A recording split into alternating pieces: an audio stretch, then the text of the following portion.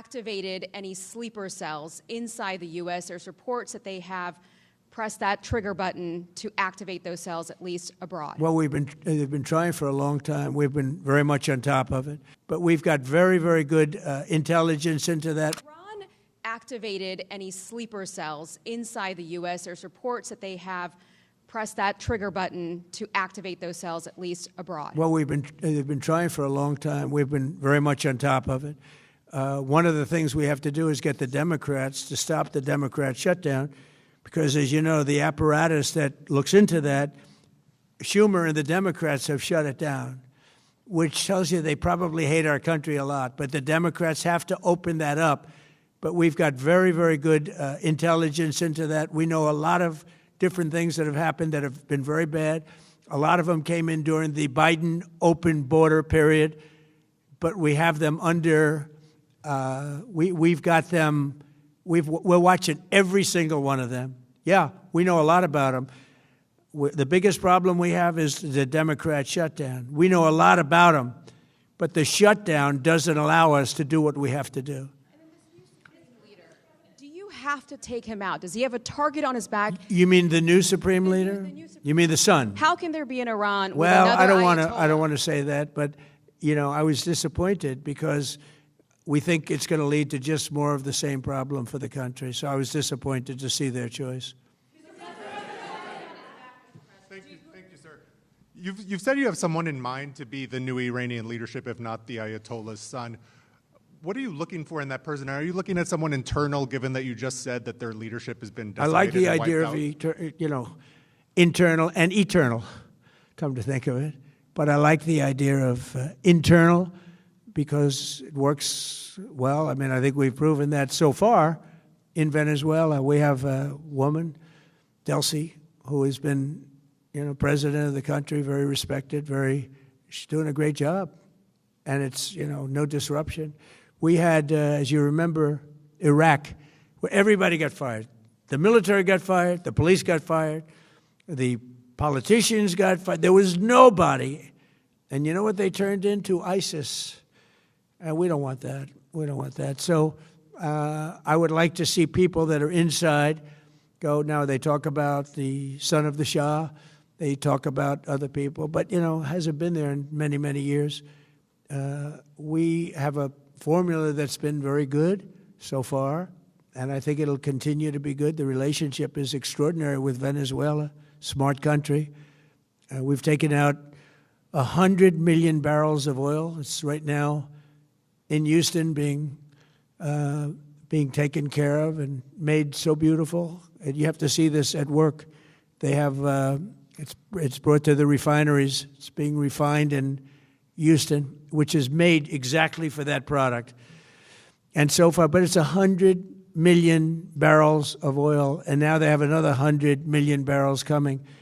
And it's like a partnership. We're getting along so well with them.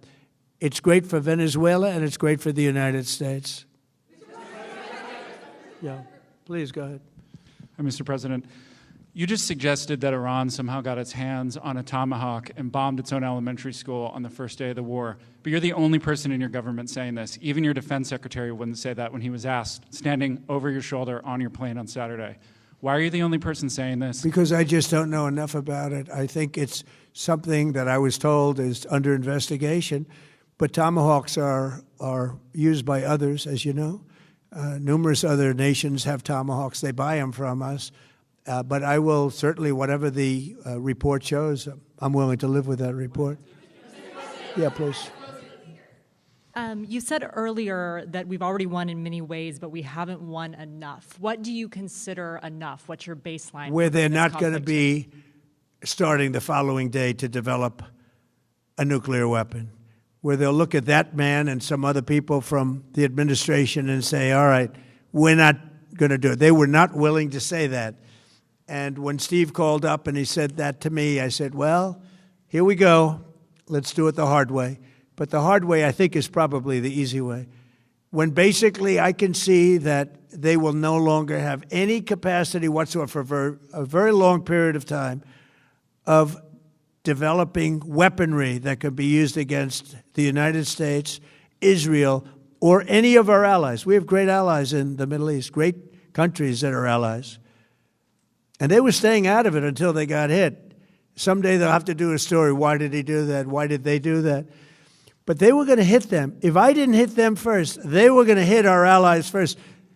I believe, upon information and belief, but I believe that he was going to, they were going to take over the Middle East. They were looking to take over the Middle East.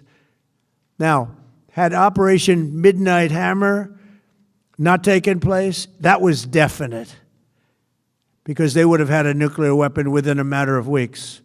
But that took place. That was a setback. But look at the number of missiles they were able to buy and make over the last 6 months. And those missiles were aimed at various countries. And when you look at over 1,000 missiles shot at like UAE, they were looking to take over the Middle East. We got there first. We're lucky. I'll tell you what, the Middle East and those countries, very rich countries, are very lucky that I was president instead of somebody else.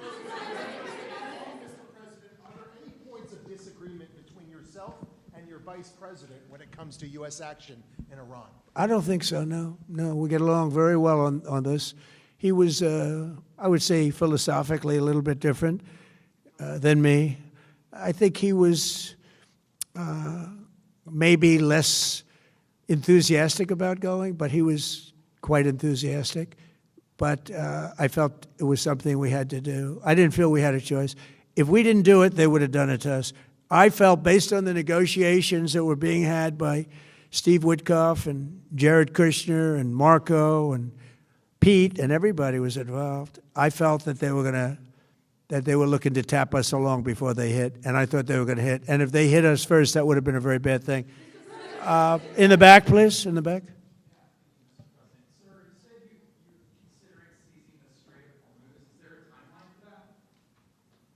About the Strait, you mean? Yeah, well, I want to keep it open. I want to keep it good. You know, it doesn't pertain to us so much as it does to China. We're really helping China here and other countries because they get a lot of their energy from the Straits. But, hey, look, we have a good relationship with China. It's my honor to do it. Yeah. You have called him an unacceptable choice. So does he have a target on his back? And how can you say I don't want to say whether or not he does because that would be inappropriate. But, hey, look, I had a target on my back because, as you people wrote pretty well, they caught the assassin that was after me. So we just got them first. But they caught the assassin. They have him now in custody that was after me. So, you know, but people don't like to mention that, but they did catch him. And I'd like to congratulate our military, Secret Service, FBI, all of the people that worked on that, but they did. Yeah, please.